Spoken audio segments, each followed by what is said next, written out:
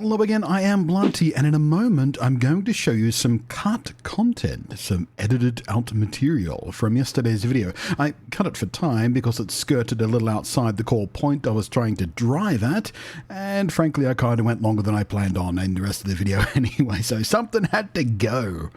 But a few hours after that video went up, Amazon announced that the Fallout TV show was getting pushed forward a day for release. The second time this has happened, actually. I made a joke on Twitter about even their TV show can't release without bugs. Haha, clever comedy.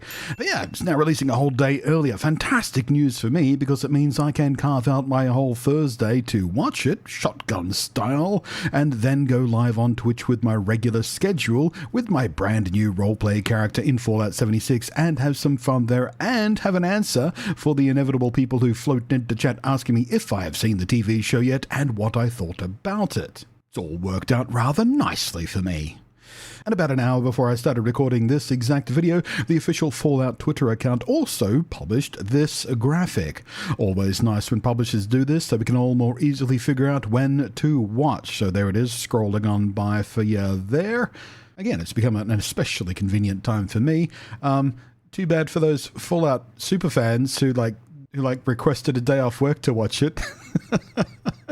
Wah, wah, wah, wah. You got boned. So let me know down below your favorite way to watch your stuff, because have a listen to what I said yesterday, but, left out. Oh, and keep watching because there's a secret bonus at the end of the video. Secret. Don't tell anybody. Secret. But if you are interested in the TV show, you might have noticed that out there right now, here on YouTube and on other social media sites, some of Bethesda's pet influencers, their hand-picked kitties, have been given a preview of the first couple of episodes, and they've been allowed to publish presumably non-spoilery reviews of this preview access, this special access. And here's the thing about that. I haven't watched them because I don't want to be influenced by anyone else's opinion before I see it myself. Also, that kind of access tends to set up a certain mindset in a lot of influencers, particularly the younger ones, those that haven't been around quite as long to get quite as bitter about things as I have, for example, a couple of decades worth. But they get afraid of earnest criticism, like deep to the bone criticism, because they're afraid if they're too critical, they'll lose access to the next cool thing they get to do, which they will, because it happens repeatedly in the industry. I have been blacklisted by certain companies for not holding myself back when it came to criticism. So you can't really trust these people anyway. Something else is going on. A lot of these same people, probably all of the same people, I haven't done a side-by-side double check of the lists or anything, but they're going to be co-streaming the first episode. So they'll be live streaming and talking to their audiences as the first episode goes live, or just before or just after. I don't know what the timing is, but I can't imagine a more miserable way to watch the first episode of a TV show I've been looking forward to for quite some time now, than have some gibbering idiot interject every 45 seconds with, oh my God, look at that, because they have to be, flailing and overreacting to everything. They can't just be sitting back and just watching it, going silently reacting to it. The whole point of a reaction stream is to react to things. But I can't imagine a worse way to enjoy a first episode of a TV show than some goober watching some goober live streaming it. I mean, watch the VOD afterwards of your favorite one if, you want to hear their opinion on it as they're seeing it live.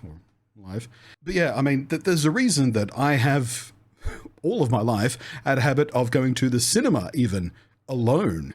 I know it sounds awfully dorky and miserable and oh, what a loner, doesn't have anyone to go to the movies with. No, I choose to go to the movie alone so I can enjoy it properly. And I choose to go on like Tuesday mornings at 11 a.m. so there's almost no one else in the cinema, all that kind of stuff, just so I can enjoy the movie without someone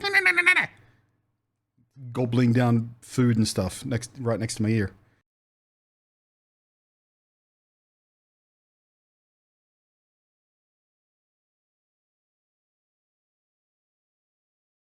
Meet Bruce Hammer, a Vault-Tec contractor who just spent 25 soul-rotting years running security inside Vault 76. Bruce grew gradually more incapable of managing his anger over a decade and a half of dealing with the increasingly petty squabbles of the vault dwellers, secretly brewing his own booze using quietly acquired portions of the hydroponic food stores. Bruce spent most nights of the final miserable decade in the vault self-medicating on what he would call his hammer time whiskey and watching his beloved collection of classic gangster films.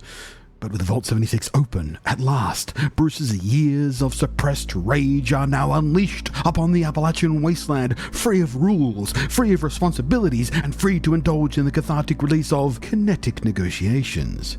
All he wants from life now is a place to call his own and to brew some whiskey. Or at least that was all he wanted, until he heard about the treasure. Welcome to the continuing adventures of the Ballad of Bruce Hammer.